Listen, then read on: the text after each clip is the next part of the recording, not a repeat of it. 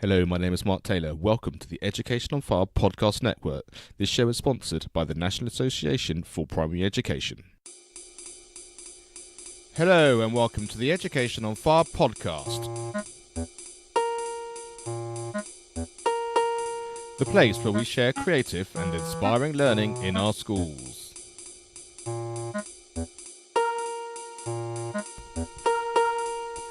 Season 6, Episode 95. Hello, welcome back to the Education on Fire podcast. My name is Mark Taylor. Today I'm joined by Peter Cansell, who is my resident education expert and fellow executive committee member of NAPE. So hi Peter, thanks for joining me again today. Hi there Mark, good to see you, speak to you. So we're going to be chatting a little bit about Peter's thoughts on the season so far of our literacy and English and literacy season, and also a little bit about how some of the NAPE podcast is fitted in very nicely with our recent Schiller lecture, which was given by Professor Teresa Kremin. And so where would you like to start, Peter? What's been your thoughts so far of how the season's been progressing? I thought it was a great season, actually, because I think that the various bits, the episodes that you recorded, it was like having a series of stories. And I thought how appropriate for a season about English that we've got a storytelling session going on. And I just loved it, actually. And it just made me think in a wider sense about how ironic that we've got the restrictions on the curriculum have narrowed it down. And I bang on about the narrowness of our curriculum so much. But the one area where, the narrowness has enabled us is to have those core subjects of English and maths, etc., still existing. So English is still there as part of the curriculum. And yet all of these stories were about breaking out.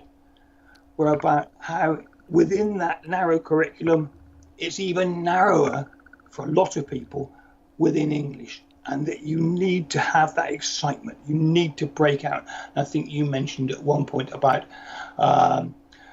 people having to going through the process of learning the grammar and all the rest of it. There was an article that you referred to, and it was a primary first article, I think, the NAPE journal, and it was just talking about being more creative in the way in which you learn grammar. Why are we having to tell people to do creative, exciting things in English? The one area that's remained constant, but it's not. It's been narrowed down. So it was heartening to hear these exciting things going on. Well, I'm really pleased to hear that, because one of the things I wanted to speak to you about is, as an ex-head teacher and someone who's been involved in schools for so many years, what's your perception of what happens when you say, and now you have to do English, and especially within the current confines of the curriculum? Because I know for my kids, having been through school, there was a little bit of that kind of, we have to do English first thing. And that's a long way removed from some of the conversations I were having from people like Simon Hunt, who, talking about their poetry and travelling across the world and speaking at the European Parliament. So I'm curious as to kind of what you think those perceptions are of kind of what has to happen when it's now English time. Yeah, and Simon was saying that when he says, if he says, now we can do poetry, there's a groan, because a lot of children get switched off. Now we're doing exactly the same thing. There's a groan. As a former English coordinator as well, before as a head teacher, I have a lot of views about this, well developed over a long period of time. But the more that I learned about it, the more I discovered. I moved into media studies as well, became an advisory teacher for media studies, and because we shouldn't limit ourselves just to books, of course, and digital and visual images as well should be read. I loved a load of the exciting things that are being talked about, and they're so easy to do. Easier now than when I was teaching English and I was creating animations and videos with children, but also very simple videos of picture books, which is really easy to do, but it just takes time. And that's I think is the issue for teachers, is that they are time constricted. It's not about a lack of desire to do it. It's about a lack of time to do it, and thinking, oh, I can't do this, and someone's going to tell me I can't do it. And it was particularly with Simon when he said, so the following week, I thought, well, we can't just stop now. We need to follow up on that going to the European Parliament, and of course you do. But if you've got a school that's saying, this is your program of work, this is the scheme that you've got to follow, and this is the plan, and everyone's got to fit in with it, that becomes impossible to do as a teacher, and you need that authorization to be able to break out. Yeah, absolutely. So I think the time issue is a really important one.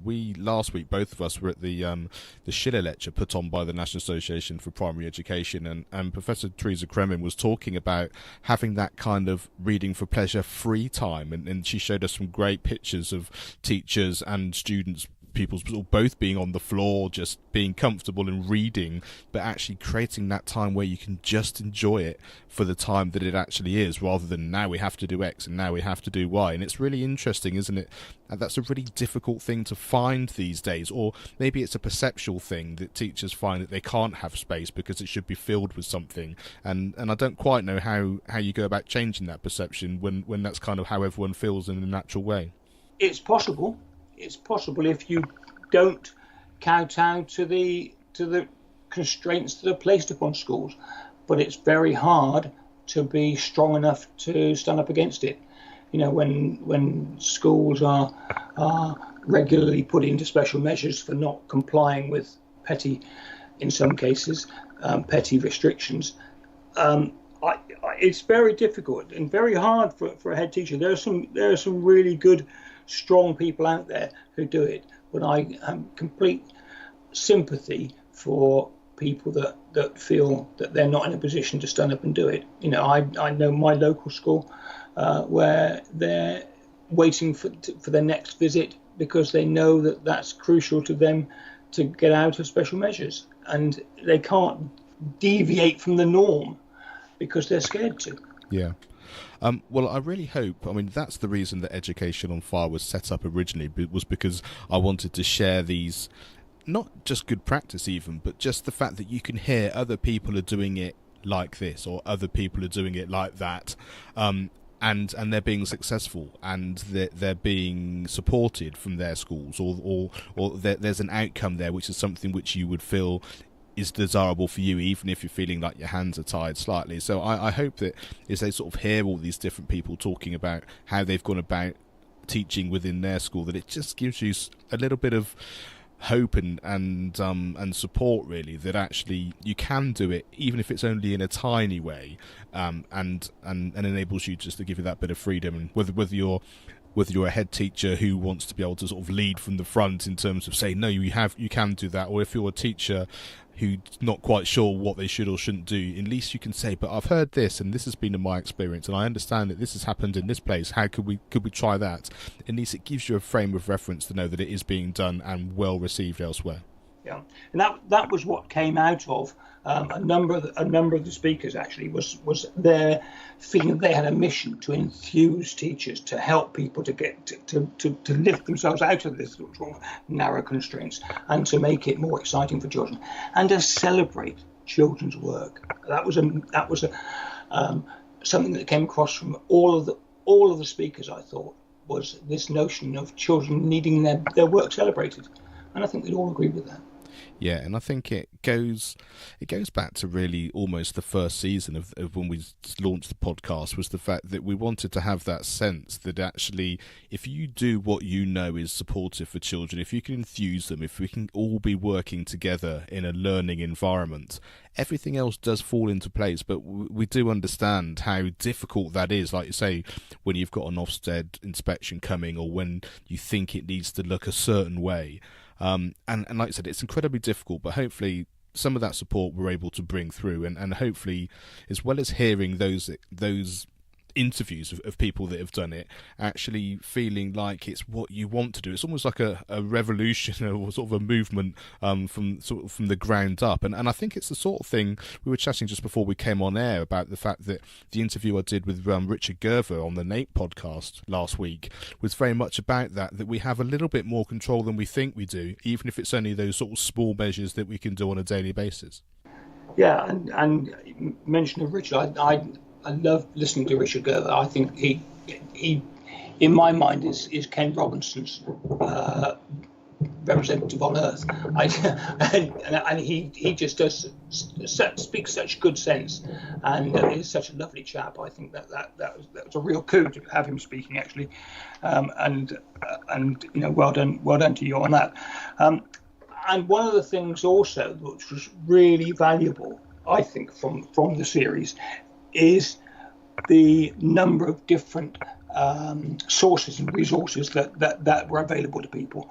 Like if you look at the Lit Film Fest website, where there is a great range of projects, 35 hours of free projects available out there, and with all sorts of different topics available, talking about sustainability, food, values, poetry, all sorts of a range of approaches. And I think that people need to know about that. People need to be, one shouldn't be too hard on teachers. They do know about these things. They just need reminding that they're there, and that you can break out. You can take a different route. I think the great thing about talking to everybody, sort of hearing the voices and seeing the people behind these organisations and some of the amazing things they're doing is also that, like you said, even when they're out there, but it gives you a great framework of knowing this is where we're heading. Because I can understand as a teacher feeling like I want to do something different rather than being sort of welded to our desks, but I'm not quite sure what to do. And actually knowing that you can go and look at this website, or you can be in contact with this person, and there's a whole wealth of things that you can be involved in, it just opens the door, but it gives you structure, and it gives you a timeline, it gives you a plan of what you want to do in a very exciting way. And one of the things that's come through with a lot of these things is the whole sort of idea of children wanting to be YouTubers and that kind of thing. And I think sort of embracing what it is that they're enjoying and what they want to do, but in a safe environment and in a very creative and an educational environment, is really is a win-win, which I think is one of the themes which has come through quite a lot this season. And also making the activities real activities, things that people want, that children can see a purpose in doing. But also, when you're writing a script for a YouTube video or something, you can see that you need to do that, because otherwise you don't have a script, and you don't have a video. So those things that doing things for a purpose, the whole learning process, is so important, I think. Yeah, and that's one of the things I liked when I was chatting to Emmy and Taryn when they were talking about the fact they will then read your story as part of their YouTube channel. They said, they can only sort of do one or two of any class that might get sent through, or the teacher can pick out the one they'd like them to do. But the essence that actually something is going to happen beyond this piece of work, which they might have taken a few days or a few weeks to do, is, like you said, it just brings it to life, doesn't it? And it has a real purpose. If you can do that on a regular basis, and everything has purpose and meaning, then that's what we're learning for, isn't it? We're learning to give ourselves the tools and the experience to be able to then use that as we grow up, I guess. Yeah, and I thought the fantastic thing that they were doing was echoed in some of the other ones, the collaborative learning. Actually, one of the things that they talked about was about rolling out a long piece of paper, a long roll of paper, and all the children was sharing that piece of paper. And I thought that reminded me of when I worked in Oxford, and we used to go to the OUP print works and get their end of rolls, which were weighed a ton. Actually, they were very heavy, but they couldn't use them on their machines any longer. But they were probably about 200 or 300 foot long. They were massive pieces of paper. So you could just struck me that you could actually make use of things like that. As teachers aren't aware, going to print works, they have end of rolls of paper that are really valuable in school. and to do something like that. Somebody else mentioned about doing that as well. There was another speaker that talked about having rolls of paper. They did, yeah. I think that might have been Simon again talking about when they were doing their poetry, and I think the collaboration word is such an important one, wasn't it? Because it just fills me with a different sense of understanding. That kind of, I'm now sat on my chair at my desk with my book and my piece of work, as opposed to, and here is one very long piece of paper, and we're collectively just putting ideas down. We're bouncing ideas off each other. We're just going with the flow and seeing what happens. Just the whole essence and the energy of what you're trying to produce is just completely different. Yeah, and that link, that collaborative learning idea, I thought was great, and they also picked up on it being child-led as well, going what the children wanted, and it reminded me of Mantle of the Expert stuff that we've talked about in the past, as being very much child-led. But what you were saying about not sitting at your desk or getting out and doing things, but that was picked up by Tactivate as well, wasn't it? Yes. They were talking about really physical activity, physical learning, active learning going on. And I thought the lovely little bit in there that I heard where they were talking about having standing desks. So there were the idea of there being desks which are at higher level, so children didn't have chairs to work at them. I mean, that happens in plenty of places, in workplaces nowadays, where people will work at a higher level. But it struck me when I was listening to the Tactivate one that we haven't, the design of the classroom, you could go back 20, 30, 40 years, and someone from that era could walk into a classroom today and recognise it as a classroom and it not being much different. There are things, obviously, there are technology that's in there, but the layout and the way in which we use classrooms has not changed. And, in some cases, not changed since the previous century. So I think there is a time for people to look at the way in which we use classrooms. There have been a few attempts, but the design of the classroom, we're in a different world, and we could be doing it in a totally different way. And perhaps that's picked up by Melissa Webb, and that we take children out of school altogether and have them in a different environment.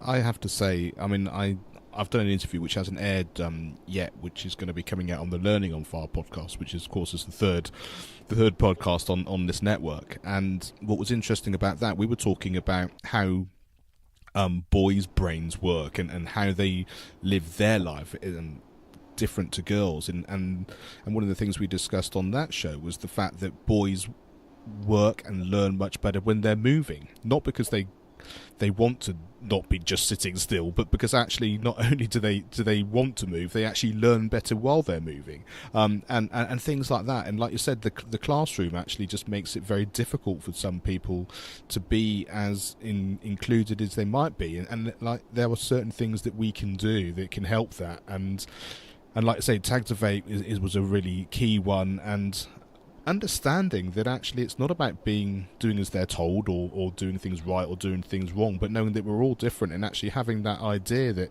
we're going to move around, we're going to get rid of the tables and put this big long piece of paper in the middle of the classroom, or we're going to go outside and do it, or whatever it happens to be. Or even, like I said, as Melissa Webb, the conversation last week was about virtual classrooms and coming together and actually having a slightly different structure of the way they were learning, and that seemed to be working very, very well, not just for the homeschoolers but for those that were wanting extra support as well. And it's just difficult to see.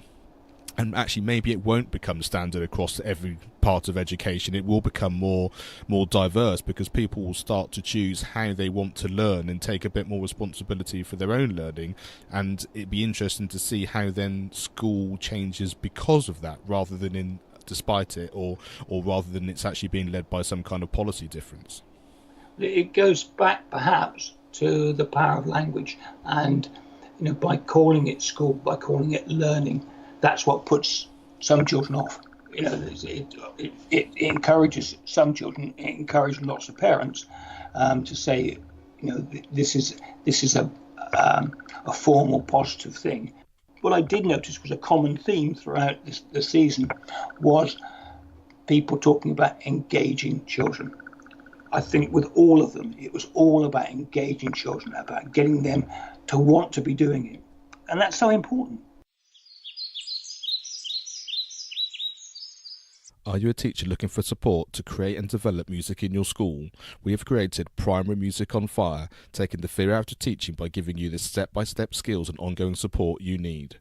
If you're a homeschooling parent and would like the opportunity to learn an instrument with your child on our 5-day challenges, all of this is available through Primary Music on Fire. Go to educationonfire.com/primary-music and sign up to the newsletter. That's educationonfire.com/primary-music.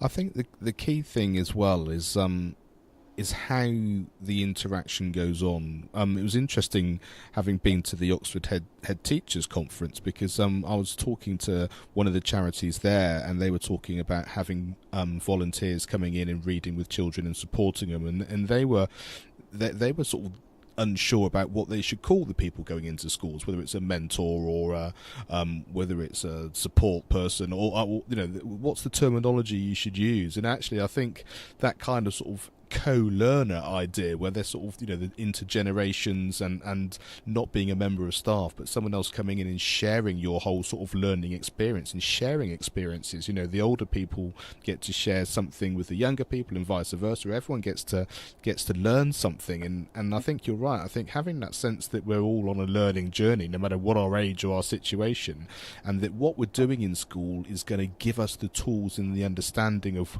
what we need to do about that. So they're almost kind of pillars of learning in terms of how you go about learning, what are the important things that we need to take away about ourselves, and how that fits in with society.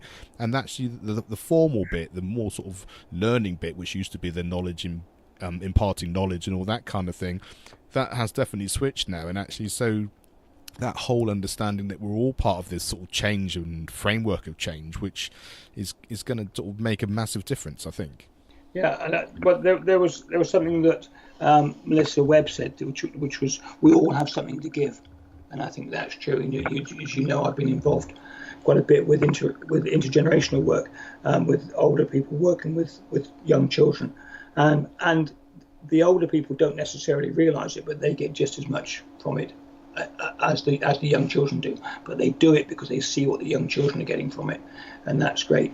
I think that it's important as part of society. It's important that schools, if we carry on having schools, which we inevitably will, that they are an interactive part of society and give something to everybody. One of the things I really wanted to make sure this season was not about the best way to learn how to do this bit of grammar or that bit of grammar, and I think that sort of came across in terms of the way things are. But of course, that is an integral part in terms of being assessed and SATs and all of that kind of thing. But do you think there needs to be less focus in terms of the terminology? We were speaking before about the article in Primary First that David Reedy did about how that all comes across, and I think some of these sort of intellectual arguments and reports, especially through the Primary First journal that NAPE produces, actually that's an interesting thing as well, despite the fact that this season has been specifically much more about sort of a more inspirational way of learning. They are, and you can't just be like me and just rant and rave about the fact that people like Nick Gibb don't even know what a frontal adverbial is. When you actually challenge him, you do need to just look at it from a dispassionate point of view and say, well, is this important? And of course it's important. It's really valuable to have an understanding of grammar, the grammar of reading and writing. But a lot of that is taken on board by children naturally, as part of their learning. It doesn't need to be specified as a separate part.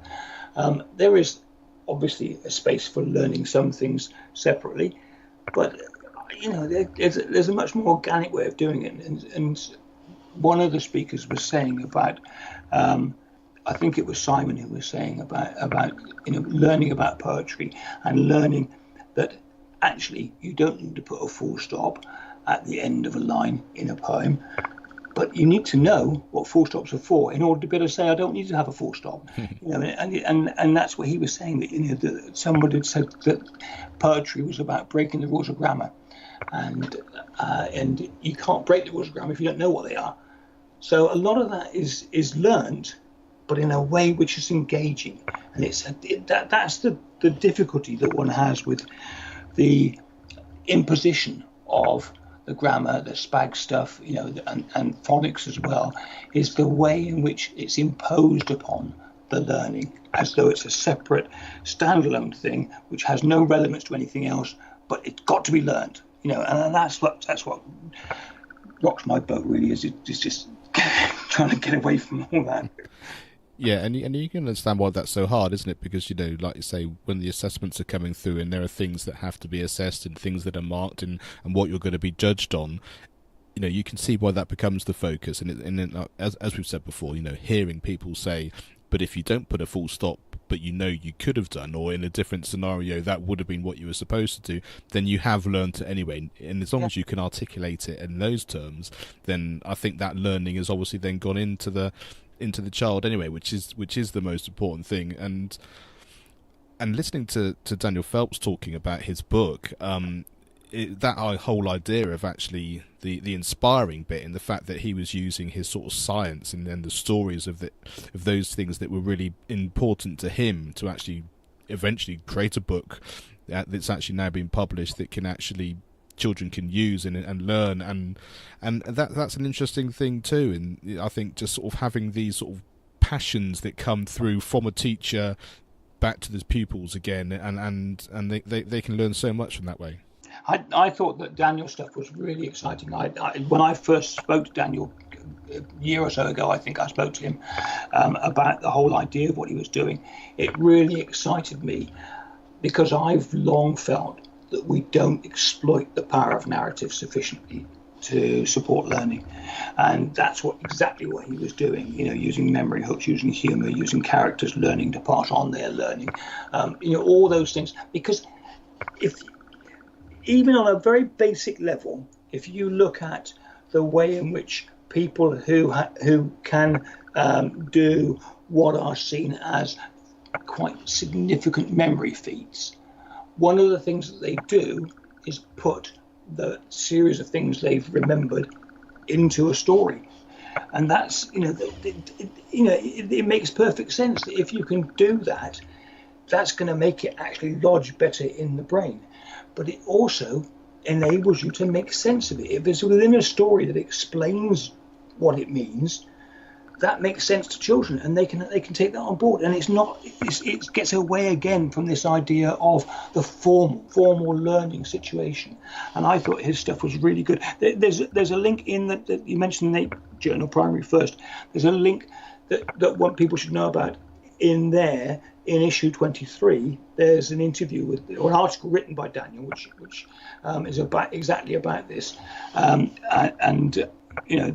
I think that's available, isn't it, on the NAPE website? It is. If you go to nape.org.uk, on the homepage there, you'll see the pictures of the Primary First journals, and actually you can click on a link just by there, and it brings up a whole selection of journals, and you can click on them and you can actually read them online, which is a great thing for people to be able to do, so they can get a little bit of an idea of the sorts of articles in there. And it was Scientifica was the name of his book, and he talks a little bit about, doesn't he, his process, and the article in there will be really interesting, having listened to his podcast when he was talking about his process for writing and how it came about over a number of years, and how the children have been able to get on board and actually really enjoy the whole process with him. So yeah, I definitely suggest you go in and check all those things out. And while we're talking about listening to other things, remember all of the podcasts that we're doing live on the educationonfire.com website. If you go to the top bar and just click on episodes, you can then click on Education on Fire, but you can see all three of the podcasts there: Education on Fire, Learning on Fire,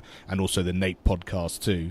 And all of the episodes are just one after the other. You can scroll back down through the pages. So whether you like to listen directly on a computer, or if you use a smartphone, of course all these episodes are on iTunes, Stitcher if you're on Android, or Google Play, anything which you use. If you go to the podcast app app and just put in the name of the podcast you want to listen to, Education on Fire, then all those episodes will come up, and you can catch up on any of the ones that maybe you haven't heard that we've been talking about, and also subscribe so that you can get all the next ones coming straight through to your phones. Is there anything else you want to cover before we wrap this up, Peter? I think we haven't spoken sufficiently about Simon Hunt. I got very excited listening to Simon. I thought how great it was, the way in which his story unfolded, and which developed from a feeling, a passion that children need to enjoy it. Children need to enjoy writing and have some reason for it, and have a purpose for their writing. Yeah.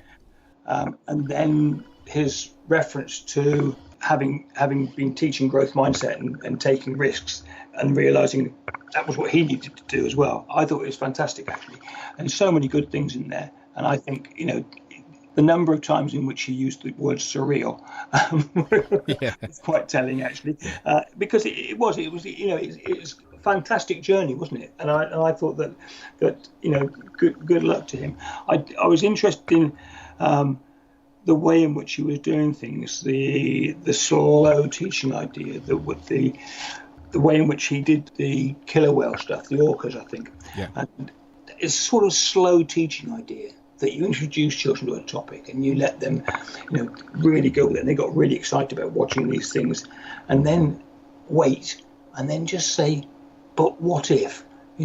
How about thinking about it from a different point of view, and using drama and poetry and so on to highlight these ideas, and for children to have their minds changed in the way in which they're thinking about stuff, and makes them more flexible, and makes them think about, actually, there is a different point of view, and I can take that. I was reminded of a book when he was talking, a book which I read many years ago by someone called Sandy Brownjohn, which is called Does It Have to Rhyme? Which is a fantastic book which people can probably still get hold of, which gives you lots of ideas about writing poetry and different ways of approaching it. So that might be worth people looking up. Yeah, I certainly think one of the things that struck me about talking to Simon was the relationship that he had with his class, and I'm not sure it came across, but I'm not sure he talked about it explicitly. But the fact that his notoriety now came from doing the floss and his sort of YouTube video of that. But having done that, relating to the children, putting yourself out there, making a little clip of it, which is brilliant. If anyone hasn't seen it, you should go to Mr. Hunt from the front and see all those things. It's a really good watch. But also the fact, like you said, it opened up a whole door, and it's that. But what if we can do this? What if we can do that? Without any grand plan of we were talking about this particular topic. How about we'd see if we can have a conversation with somebody? We'll see if we can contact them on Twitter. We'll see if we can contact them and chat to them live via Skype. Actually, we'll talk about it and have a debate about it, and we'll see where that goes and see if we can change our opinions, like we were saying. And I think when you have that growth mindset, when you talk about things like that, what invariably happens is exactly what his story proves, is the fact that you get opportunities that you could never have made happen on your own. The fact that they managed to talk to people, he went to America and they did the video link there. He managed to take some students across to Brussels and actually talk in the European Parliament. I mean, if you went out to try and do that, it'd be incredibly difficult, but just by being creative, by being open, having a growth mindset, and actually just having that flexibility to follow what you wanted to do, enabled all of those things to happen. And like I say, that's the inspiring bit, I think. Yeah. What also inspired me as a former head teacher was the way in which the school responded, the head responded, and he was able to go on and do it. What a sensible school to allow that to happen, because it would have been so easy to say, "Oh yes, thanks Simon, that's really good, and I'm glad that you've got that and you've done your dance and everybody's famous and that's made the school famous and we're really pleased about that. But it's time for maths." Do you know what I mean? I think that it reflected really well on the school, and I was fascinated by, and touched, I think, by the most difficult thing for him, which was choosing which 10 children to take to Brussels. That's such a hard thing to do. As a teacher, everybody will know that's such a hard thing to do. Yeah. And like I said, the great thing about that was I think they just sort of pulled it out of a hat in the end.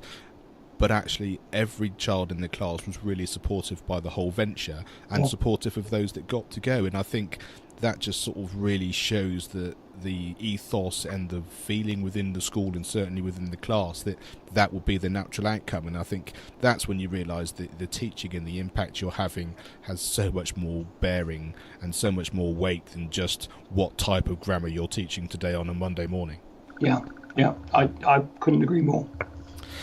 Well, thanks so much for chatting to me. I think we've had a really it's been really nice sort of catching and remembering some of those episodes which have already been in, and the season is going to be continuing for a short while afterwards. So thanks very much for spending your time today and listening to all the episodes, and I really appreciate having your head teacher's hat on, so in supporting everyone listening so that they can hopefully be inspired in the way they can move forward and actually take a little bit of understanding that actually they're doing such a great job despite all the pressures that we know that they are, and we're just all here to help each other, just to be a guiding light and actually give their experience to everyone in our class to make sure that they get the most enjoyable learning possible. Yeah, and empowering children, as Emmy and Tarrant said, the Enchanted Wanderers.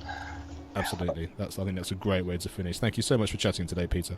Thank you, Mark. Pleasure as always. I hope you enjoyed today's episode. I just wanted to remind you that we have some free downloadable English and literacy resources that have been given to us very kindly by teachingpacks.co.uk. If you go to our website, educationonfire.com, and in the top menu click on blog, you will see each week I've been putting a free resource for you to download and explore to help you in your classroom. Thanks for listening, and we look forward to chatting to you soon.